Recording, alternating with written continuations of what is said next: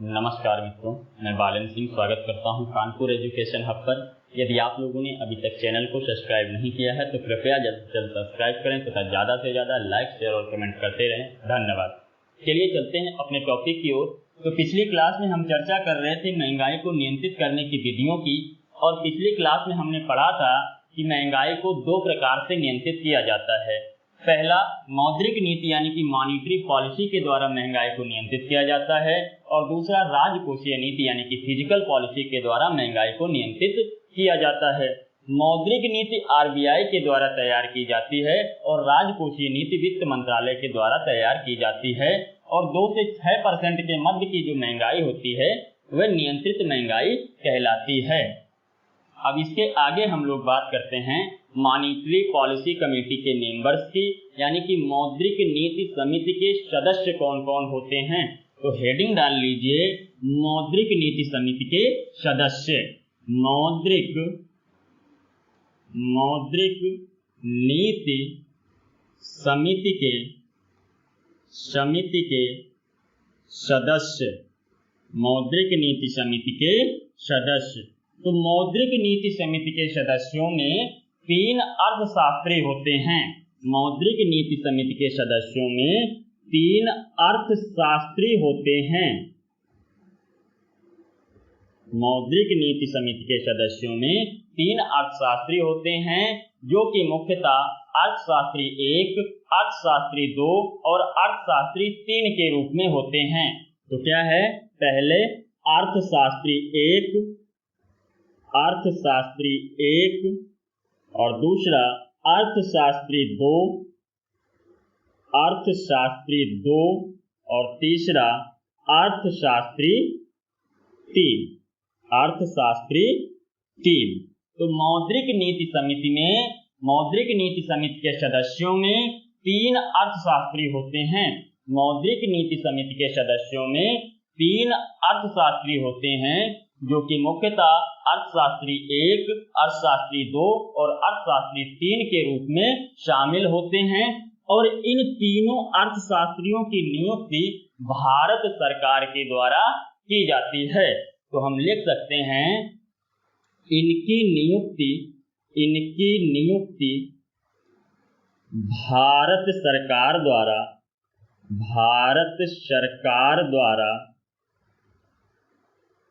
की जाती है। इनकी नियुक्ति भारत सरकार द्वारा की जाती है। मौद्रिक नीति समिति के सदस्यों में ये जो 3 अर्थशास्त्री सम्मिलित होते हैं, इन तीनों अर्थशास्त्रियों की नियुक्ति भारत सरकार के द्वारा की जाती है। वहीं क्या होता है, मौद्रिक नीति समिति के सदस्यों में 3 आरबीआई के लोग होते हैं। क्या? 3 आरबीआई के लोग होते हैं। 3 आरबीआई के लोग होते हैं। ये 3 आरबीआई के लोगों में कौन कौन होंगे?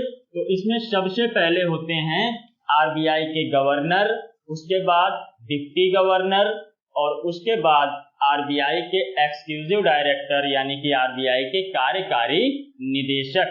तो कौन कौन सम्मिलित होंगे इसमें? पहले होंगे आरबीआई के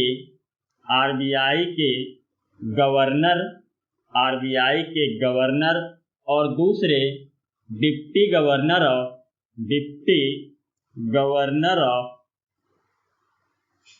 आरबीआई,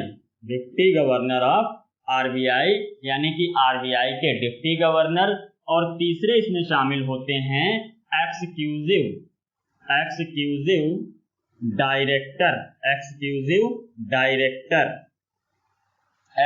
डायरेक्टर, यानी कि आरबीआई के कार्यकारी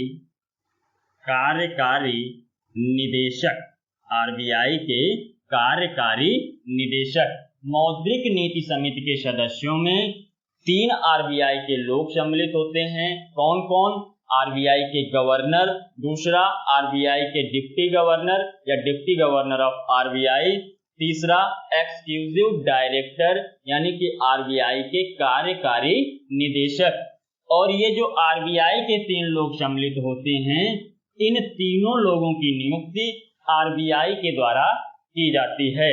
तो हम लिख सकते हैं, इनकी इनकी नियुक्ति आरबीआई के द्वारा की जाती है। मौद्रिक नीति समिति के सदस्यों में जो 3 आरबीआई के लोग सम्मिलित होते हैं, उन तीनों लोगों की नियुक्ति आरबीआई के द्वारा। अब यदि हम देखें तो इसमें जो 3 सदस्य हैं वह अर्थशास्त्री सम्मिलित होते हैं, 3 सदस्य अर्थशास्त्री सम्मिलित होते हैं और 3 सदस्य आरबीआई के लोग सम्मिलित होते हैं। तो कितने सदस्य हो गए? 6 सदस्य हो गए। तो हम कह सकते हैं कि मौद्रिक नीति समिति में 6 सदस्य होते हैं। क्या लिख सकते हैं? मौद्रिक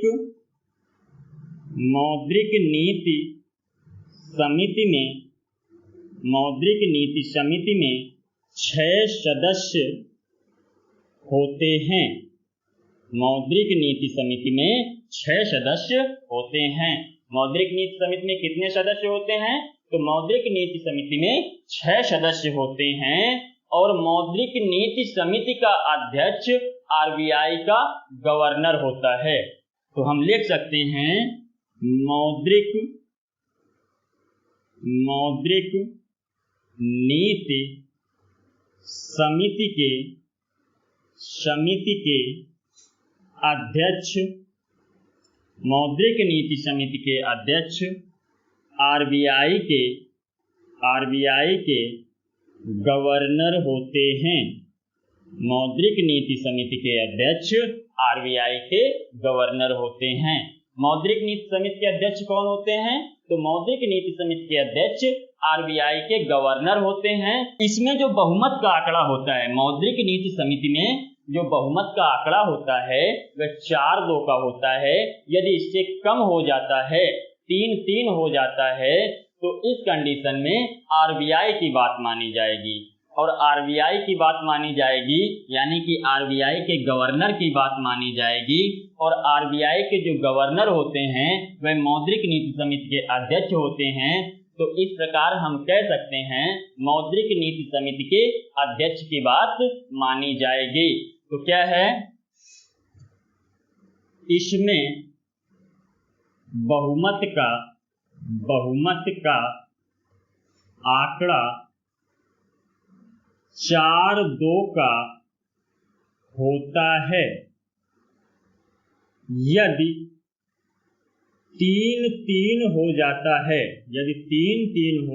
है, तो आरबीआई की बात मानी जाएगी।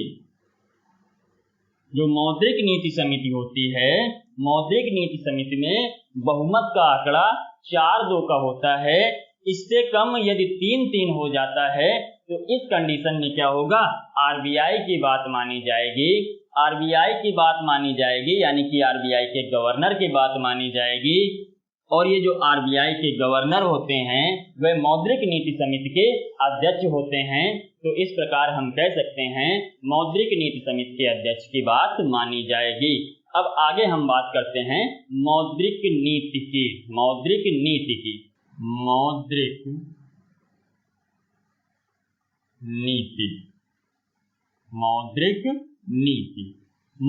नीति के द्वारा महंगाई का मापन 2 विधियों द्वारा किया जाता है।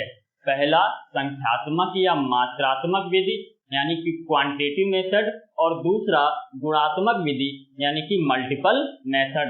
तो कह सकते हैं हम जो मौद्रिक नीति है, मौद्रिक नीति द्वारा महंगाई का मापन 2 विधियों द्वारा किया जाता है। मौद्रिक नीति द्वारा महंगाई का मापन 2 विधियों द्वारा किया जाता है। पहला संख्यात्मक या मात्रात्मक विधि। संख्यात्मक या मात्रात्मक विधि यानी कि क्वांटिटेटिव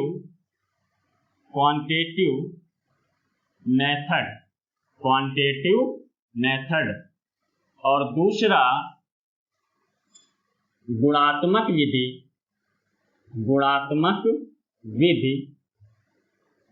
यानी कि मल्टीपल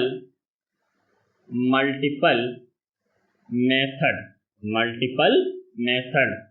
तो क्या हुआ, जो मौद्रिक नीति है, मौद्रिक नीति द्वारा महंगाई का मापन दो विधियों से किया जाता है। पहला संख्यात्मक या मात्रात्मक विधि यानी कि क्वांटिटेटिव मेथड, और दूसरा गुणात्मक विधि यानी कि मल्टीपल मेथड। और संख्यात्मक या मात्रात्मक विधि को भी पुनः तीन प्रकार से समझा गया। संख्यात्मक या मात्रात्मक विधि को पुनः तीन प्रकार से समझा जा सकता है। पहला आरक्षित अनुपात, दूसरा नीति दरें और तीसरा खुली बाजार प्रक्रिया। पहला क्या है, आरक्षित अनुपात। आरक्षित अनुपात, आरक्षित अनुपात यानी कि रिजर्व रेशियो, रिजर्व रेशियो। और दूसरा नीति दरें, नीति दरें यानी कि पॉलिसी, पॉलिसी रेट, नीति दरें यानी कि पॉलिसी रेट। और तीसरा खुली बाजार प्रक्रिया, खुली बाजार प्रक्रिया, खुली बाजार प्रक्रिया यानी कि open market, open market operation, open market operation, open market operation, open market operation, open market operation यानी कि OMO, OMO। तो क्या हुआ, जो संख्यात्मक या मात्रात्मक विधि है, संख्यात्मक या मात्रात्मक विधि को तीन प्रकार से समझा जा सकता है।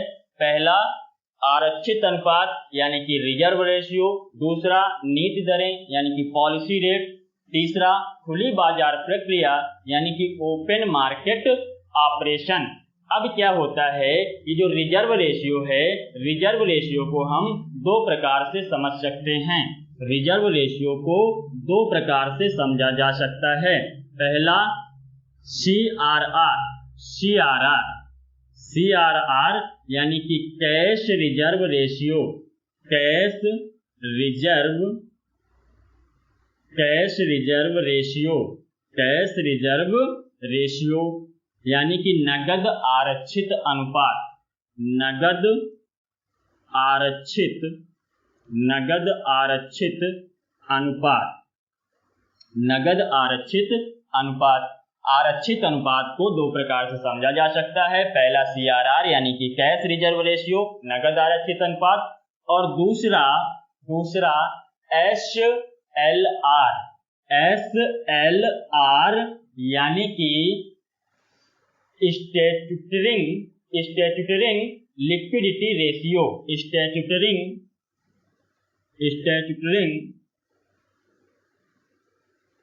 Liquidity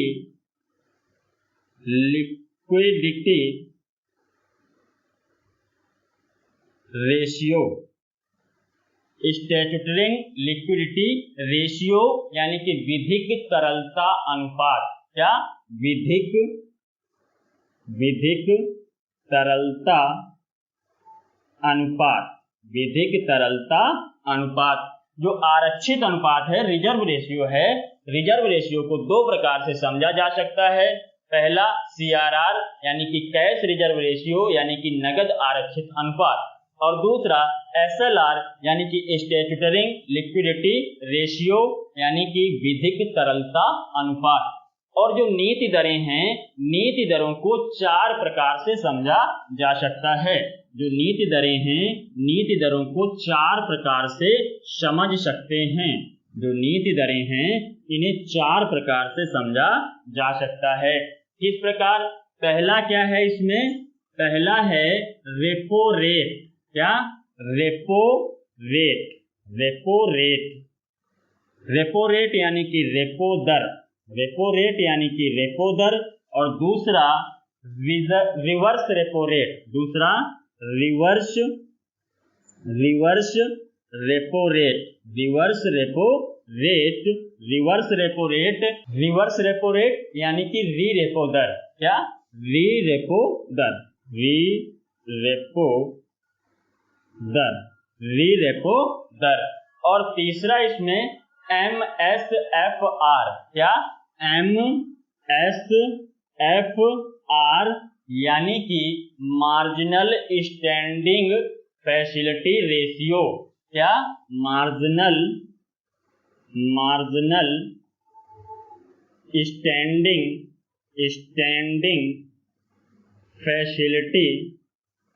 facility ratio. Marginal standing facility ratio यानी कि सीमांत स्थायी सुविधा दर। क्या? सीमांत स्थायी सुविधा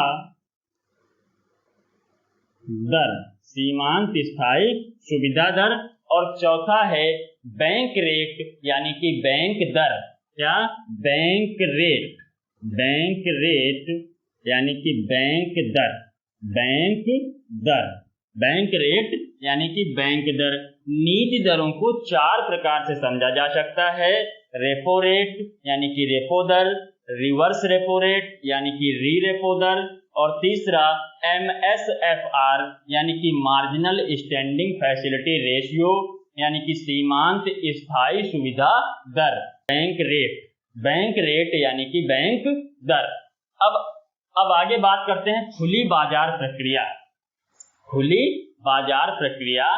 तो खुली बाजार प्रक्रिया में सरकारी प्रतिभूतियों का क्रय विक्रय किया जाता है। खुली बाजार प्रक्रिया में क्या किया जाता है? तो खुली बाजार प्रक्रिया में सरकारी प्रतिभूतियों का क्रय विक्रय किया जाता है। तो लिख सकते हैं इसमें सरकारी प्रतिभूतियों का क्रय विक्रय किया जाता है। इसमें सरकारी प्रतिभूतियों का क्रय विक्रय किया जाता है। खुली बाजार प्रक्रिया में सरकारी प्रतिभूतियों का क्रय विक्रय किया जाता है। तो चलिए अब आगे बात करते हैं हम लोग CRR की। CRR की। CRR यानी कि cash reserve ratio. Cash reserve ratio यानी कि नगद आरक्षित अनुपात। कैश रिजर्व रेशियो यानी कि नगद आरक्षित अनुपात। क्या? नगद आरक्षित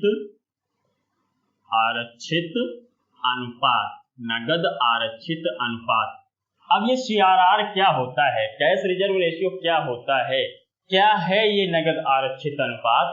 तो इसमें क्या होता है, मान लीजिए कि ये कोई बैंक है,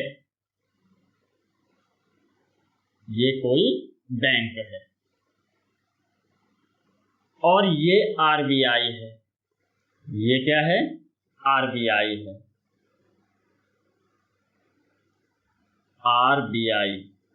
और ये क्या है? बैंक है। तो बैंकों में क्या होता है? बैंकों में जनता का पैसा जमा होगा। बैंकों में क्या होगा? जनता का पैसा जमा होगा। बैंकों में क्या होगा? जनता का पैसा जमा होगा। तो CRR के अंतर्गत बैंकों को ये निर्देश दिया गया है कि बैंकें अपने यहाँ जमा धन का कुछ प्रतिशत हिस्सा RBI के पास जमा करें। क्या? नगद आरक्षित अनुपात यानी कि CRR के अंतर्गत बैंकों को ये निर्देश दिया गया है कि बैंकें अपने यहाँ जमा धन का कुछ प्रतिशत हिस्सा RBI के पास जमा करें। इस प्रकार इसकी परिभाषा क्या हो जाएगी? तो क्या है, लिख सकते हैं हम इस प्रकार हम कह सकते हैं कि इसके अंतर्गत बैंकों को यह निर्देश दिया गया है कि बैंक अपने यहाँ जमा कुल धन का कुछ प्रतिशत हिस्सा RBI के पास अलग खाते में जमा करेगी। क्या? इसके अंतर्गत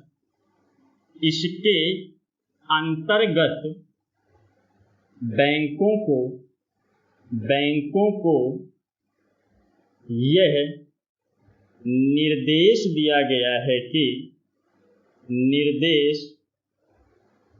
दिया गया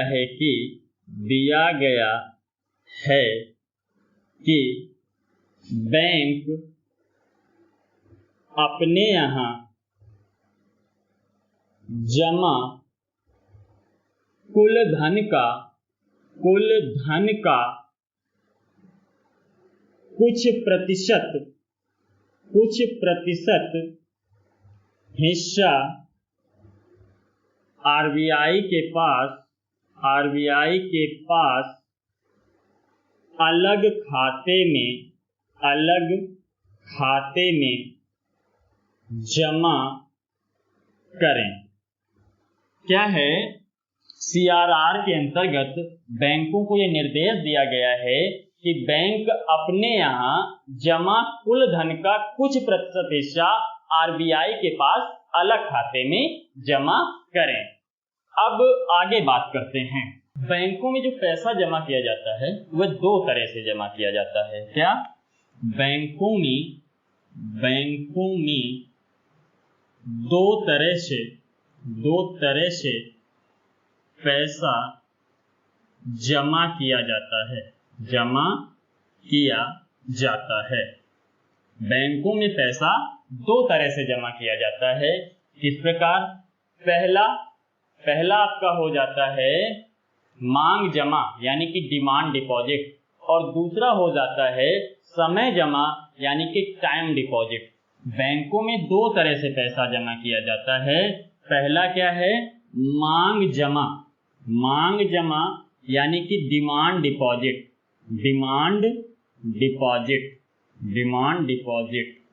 जो डिमांड डिपॉजिट है ये बैंकों से किसी भी समय मांगा जा सकता है।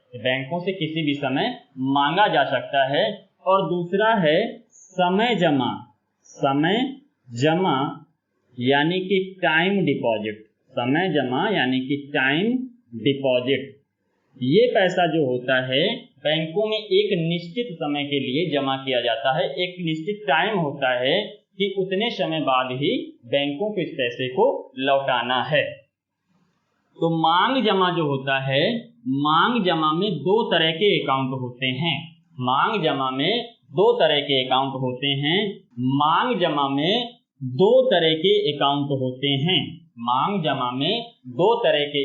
होते हैं। पहला सेविंग अकाउंट यानी कि बचत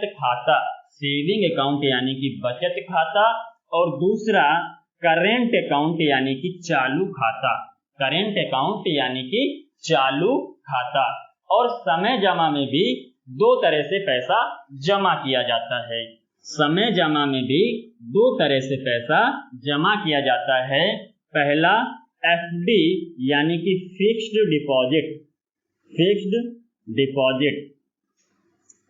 डिपॉजिट, और दूसरा आरडी यानी कि रिकरिंग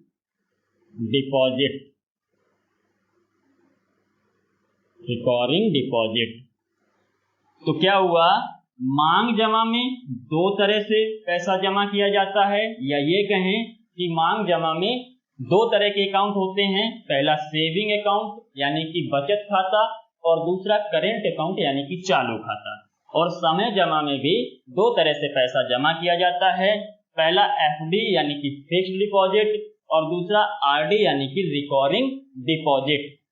ये जो पैसा है एक निश्चित समय के बाद ही बैंक से मांगा जाएगा। ये जो एफडी और आरडी होते हैं, एफडी और आरडी में बहुत ज्यादा फर्क नहीं होता है कि जो एफडी होती है, एफडी में एक बार में सारा पैसा जमा करना होता है, और जो आरडी होती है, आरडी में पैसा किस्तों में जमा किया जाएगा।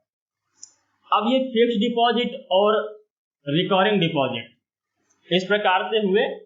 ये एक निश्चित समय के बाद क्या होते हैं? देय होते हैं। एक निश्चित समय के बाद क्या होंगे? देय होंगे।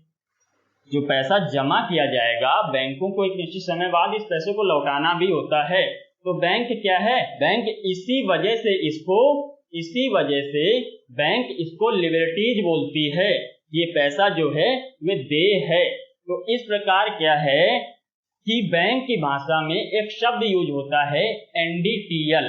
क्या? बैंक की भाषा में एक शब्द यूज होता है एनडीटीएल।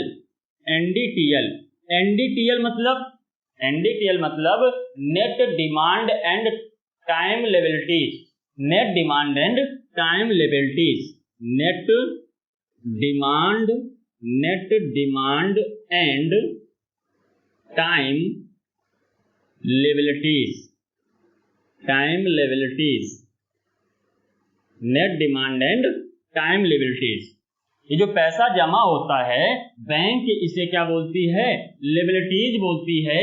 यानी कि ये जो पैसा है एक निश्चित समय के बाद क्या है? देय है। इसीलिए एक बैंक में एक शब्द यूज होता है एनडीटीएल यानी कि नेट डिमांड एंड टाइम लिएबिलिटीज। वास्तव में जो ये एनडीटीएल होता है,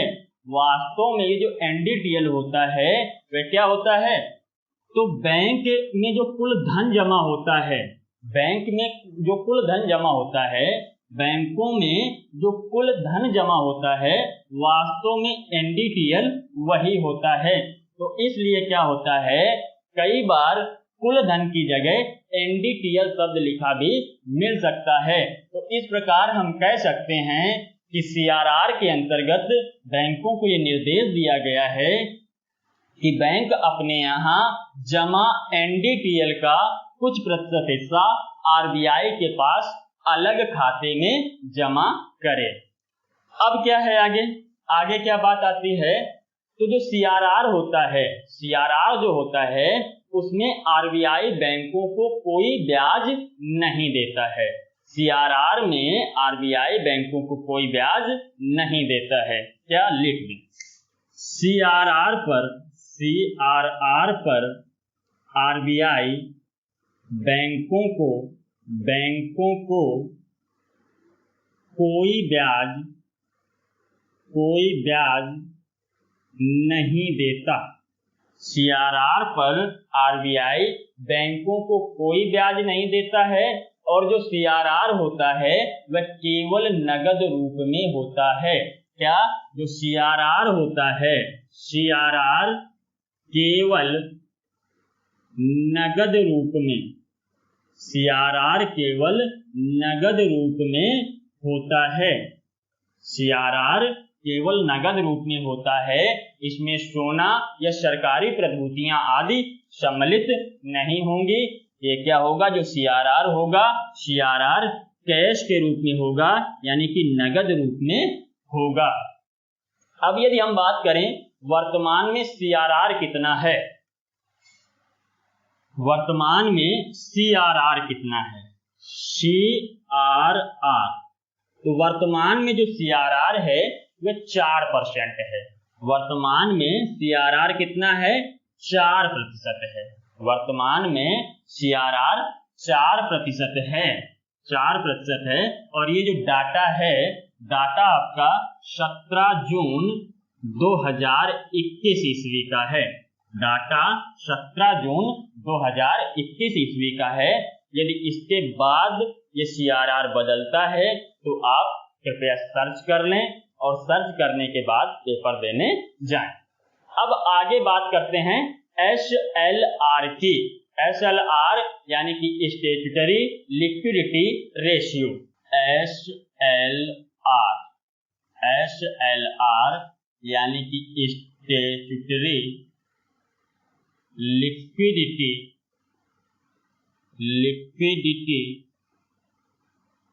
रेशियो। स्टैट्यूटरी लिक्विडिटी रेशियो यानी कि विधिक तरलता अनुपात। विधिक तरलता अनुपात। अब स्टैट्यूटरी लिक्विडिटी रेशियो यानी कि विधिक तरलता अनुपात यानी कि एसएलआर क्या होता है? तो ये क्या होता है? मान लीजिए ये बैंक है, ये बैंक है।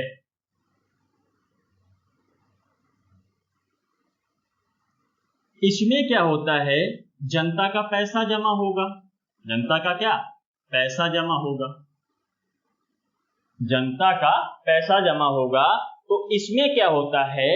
बैंकों को यह निर्देश दिया जाता है, बैंकों को यह निर्देश दिया जाता है कि अपने यहाँ जमा धन का कुछ प्रतिशत, अपने यहाँ जमा धन का कुछ प्रतिशत वे स्वयं अपने पास सुरक्षित रखें। क्या? SLR के अंतर्गत बैंक को ये निर्देश दिया जाता है कि वह अपने यहाँ जमा कुल धन यानी कि NDTL का कुछ प्रतिशत अपने पास सुरक्षित रखें, सुरक्षित रखें। इसके अंतर्गत बैंकों को अपने यहाँ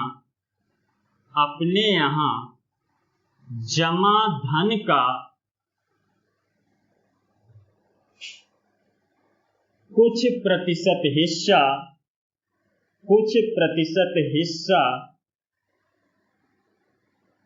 अपने पास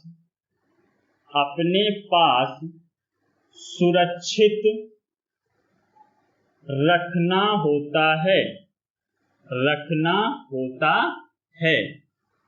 इस प्रकार हम कह सकते हैं कि इसके अंतर्गत बैंकों को अपने यहाँ जमा धन या NDTL का कुछ प्रतिशत हिस्सा अपने पास सुरक्षित रखना होता है। ये जो पैसा होगा वह नगद रूप में हो सकता है या सरकारी प्रतिभूति के रूप में हो सकता है। तो हम कह सकते हैं यह नगद रूप में या सरकारी प्रतिभूति के रूप में हो सकता है। ये नगद रूप में या सरकारी प्रतिभूति के रूप में हो सकता है। तो वर्तमान में SLR 18% है और ये डाटा कब का है? 17 जून 2021 का डाटा है। क्या? वर्तमान में जो SLR है वह 18% है। ये डाटा 17 जून 2021 का डाटा है। तो SLR क्या हो गया? तो SLR के अंतर्गत बैंकों को ये निर्देश दिया गया है कि वह अपने यहाँ जमा NDTL का कुछ प्रतिशत अपने पास सुरक्षित रखें। इसमें क्या होगा? ये जो पैसा होगा वह नगद रूप में भी हो सकता है और सोना के रूप में भी हो सकता है और सरकारी प्रतिभूति के रूप में भी हो सकता है। ये सरकारी प्रतिभूति क्या होती है? तो सरकारी प्रतिभूति वह होती है कि वह कागज का टुकड़ा जिसकी कोई ना कोई कीमत हो, वह कागज का टुकड़ा जिसकी कोई ना कोई कीमत हो सरकारी प्रतिभूति के अंतर्गत सम्मिलित किया जाता है। अब आगे हम लोग बात करते हैं, ये जो CRR होता है, जब भी CRR बढ़ता है तो क्या होगा? जब CRR बढ़ता है तो क्या होता है? धनापूर्ति कम होती है। जब CRR बढ़ता है तो धनापूर्ति कम होती है और जब CRR घटता है तो धनापूर्ति बढ़ती है। जब CRR बढ़ता है तो धनापूर्ति घटती है और जब CRR घटता है तो धनापूर्ति बढ़ती है। इसी प्रकार क्या होता है? जब SLR बढ़ता है तो धनापूर्ति घटती है। जब SLR बढ़ता है तब धनापूर्ति घटती है और जब SLR घटता है तब धनापूर्ति बढ़ती है। जब SLR घटता है तब धनापूर्ति बढ़ती है। अब आगे बात करते हैं पॉलिसी रेट की, यानी कि नीति दरों की। पॉलिसी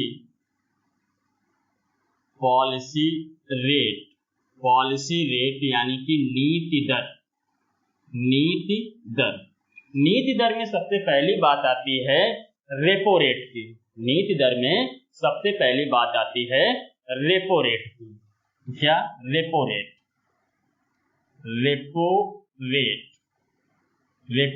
यानी कि रेपो दर। अब ये रेपो दर क्या होता है? रेपो दर क्या होता है? मान लीजिए कि ये कोई बैंक है और यहाँ ये RBI है, ये आरबीआई है। ये कोई बैंक है और ये आरबीआई है। ये क्या है? बैंक और ये आरबीआई। ये बैंक और ये आरबीआई। तो बैंक क्या करती है? आरबीआई से कुछ पैसा उधार ले लेती है। बैंक क्या करती है? आरबीआई से कुछ पैसा उधार ले लेती है, यानी कि ऋण ले लेती है, और उसके बदले में बैंक आरबीआई को ब्याज देती है, यानी कि इंटरेस्ट देती है। क्या? ब्याज देती है। इसके बदले में बैंक क्या करती है? आरबीआई को ब्याज देती है, और ये जो पैसा आरबीआई से लिया जाता है वह अल्पकाल के लिए लिया जाता है। ये जो पैसा बैंक से लिया जाता है वह अल्पकाल के लिए लिया जाता है। बैंक क्या करती है? आरबीआई से कुछ पैसा उधार लेती है, यानी कि ऋण लेती है, और उसके बदले में आरबीआई को ब्याज देती है। उसके बदले में आरबीआई को ब्याज देती है, और ये जो पैसा लिया जाता है वह अल्पकाल हेतु लिया जाता है। तो इस प्रकार हम कह सकते हैं कि रेपो दर वह ब्याज दर है जिस पर वाणिज्यिक बैंक आरबीआई से अल्पकाल हेतु सामान्यता 1 दिन के लिए ऋण लेते हैं। क्या? रेपो दर वह ब्याज दर है। रेपो दर वह ब्याज दर है जिस पर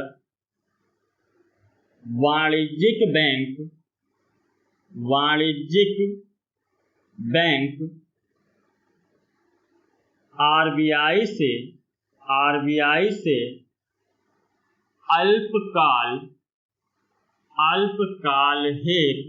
सामान्यता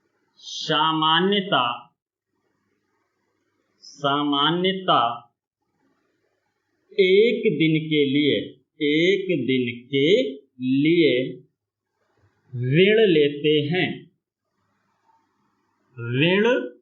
लेते हैं। तो रेपो रेट क्या हो गई? रेपो दर क्या हो गई? तो रेपो दर वह ब्याज दर है जिस पर वाणिज्यिक बैंक आरबीआई से अल्पकाल हेतु सामान्यता 1 दिन के लिए उधार लेते हैं या ऋण लेते हैं। अब आगे बात करते हैं रिवर्स रेपो रेट, यानी कि री रेपो दर की। रिवर्स रेपो रेट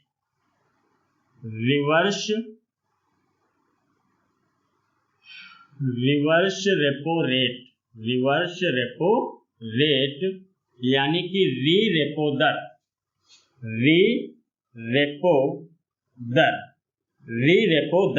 तो री रेपो दर क्या होता है? तो री रेपो दर में क्या होता है? मान लीजिए कि ये एक बैंक है और यहां पर ये आरबीआई है।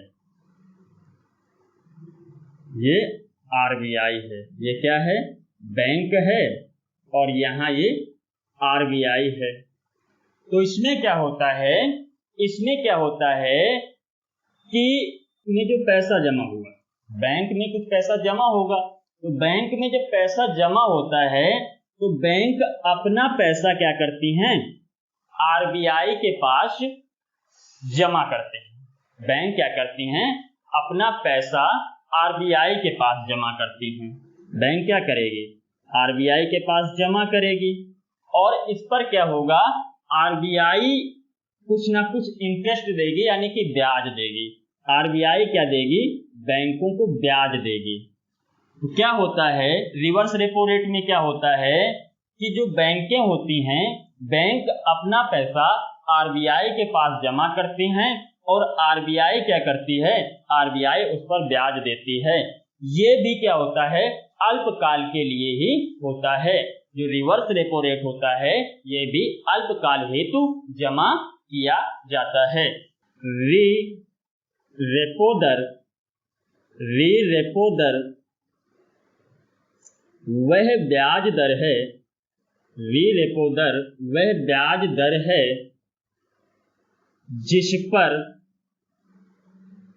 बैंक अपना पैसा आरबीआई के पास जमा करती हैं। रेपो दर वह ब्याज दर है जिस पर बैंक अपना पैसा आरबीआई के पास जमा करती हैं और यह अल्पकाल हेतु होता है। यह अल्पकाल हेतु होता है। यह अल्पकाल हेतु होता है।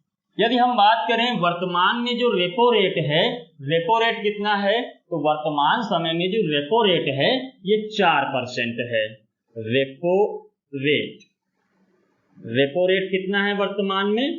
4% है। और ये डाटा भी 17 जून 2021 का है। कब का है? 17 जून 2021। रेपो रेट कितनी है? तो रेपो रेट वर्तमान समय में 4% है। ये डाटा 17 जून 2021 का है। अब यदि हम बात करें वर्तमान में री रेपो रेट कितना है, री रेपो दर कितना है, तो वर्तमान में री रेपो दर 3.35% है। वर्तमान में री रेपो दर 3.35% है। और ये जो डेटा है वह आपका 17 जून 2021 का डेटा है। 17 जून 2021 का डेटा है। वर्तमान समय में जो री रेपो दर है वह 3.35% है। और वर्तमान में यदि हम रेपो दर की बात करें तो वर्तमान में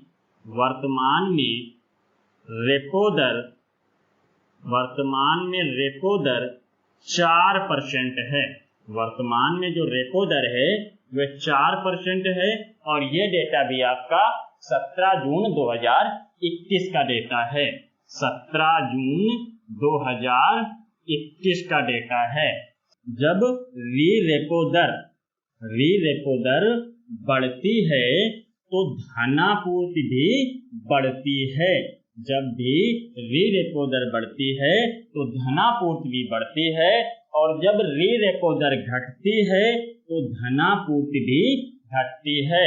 जब री रेपो दर बढ़ती है तो धनापूर्ति भी बढ़ती है। और जब री रेपो दर घटती है तो धनापूर्ति भी घटती है। वहीं क्या होता है, जब भी आपका रेपो रेट बढ़ता है, रेपो रेट बढ़ता है तो ईएमआई बढ़ती है, ईएमआई बढ़ती है। और जब भी रेपो रेट घटता है तो ईएमआई घटती है। ईएमआई का फुल फॉर्म होता है इक्वेटेड मंथली इंस्टॉलमेंट। क्या? Equated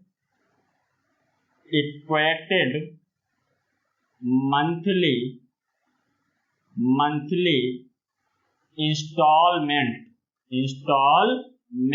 equated monthly instalment. जब भी आपका रेपो रेट बढ़ेगा तो ईएमआई बढ़ेगी। और जब भी रेपो रेट घटेगा तो ईएमआई घटेगी। और ईएमआई का फुल फॉर्म होता है इक्वेटेड मंथली इंस्टॉल। और अब हम अगली बात करते हैं एमएसएफआर की।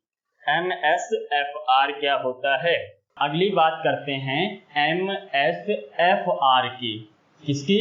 एमएसएफआर यानी कि मार्जिनल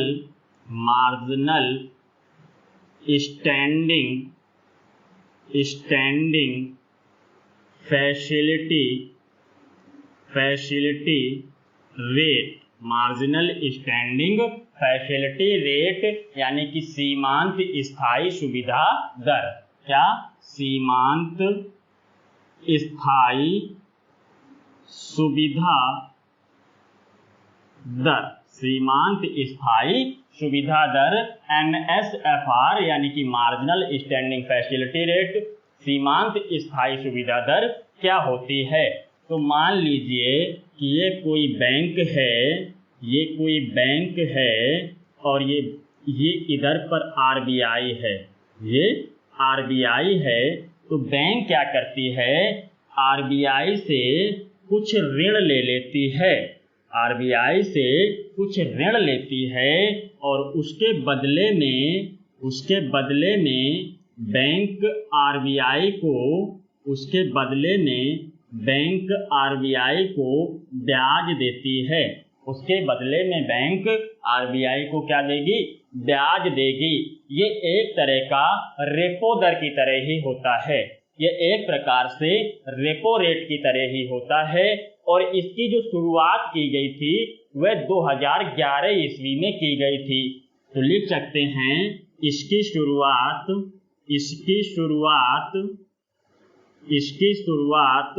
2011 ईस्वी में की गई थी। इसकी शुरुआत 2011 ईस्वी में की गई थी और ये बैंकों की आकस्मिक आवश्यकताओं को पूरा करता है। ये जो है वह एक प्रकार का रेपो रेट की तरह ही होता है और ये बैंक की आकस्मिक आवश्यकताओं को पूरा करता है। इसमें क्या होता है? इसमें जो ब्याज की दर होती है वह रेपो रेट से कुछ अधिक होती है, कुछ ज्यादा होती है। तो ये क्या है? यह बैंकों की आकस्मिक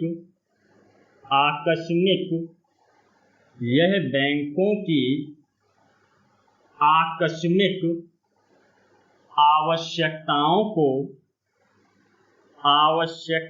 को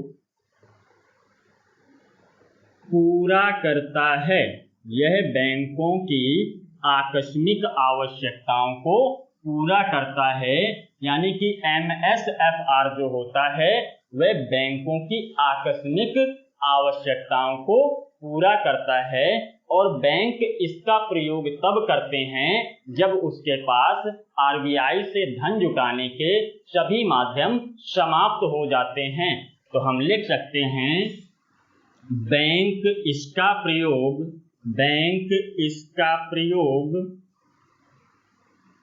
तब करते हैं जब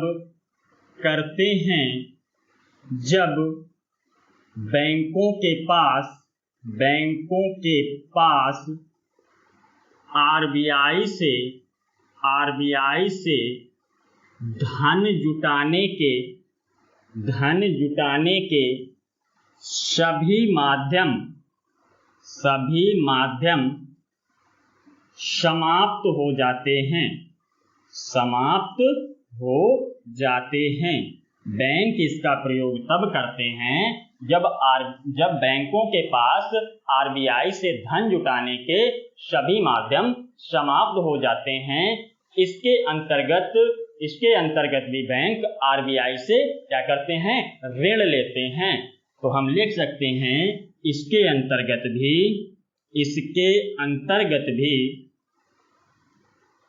बैंक आरबीआई से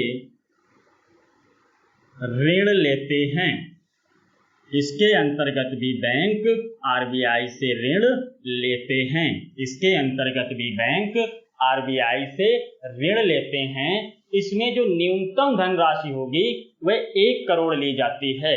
इसमें न्यूनतम धनराशि 1 करोड़ ली जाती है या फिर इसके गुणज में ली जाती है। तो क्या है? इसमें न्यूनतम धनराशि की राशि 1 करोड़ होती है।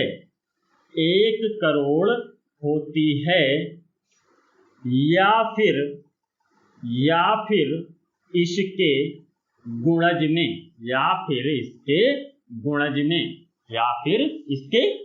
में होती है। और अधिकतम जो धनराशि होती है वह NDTL का 2% होती है। क्या? इसमें अधिकतम धनराशि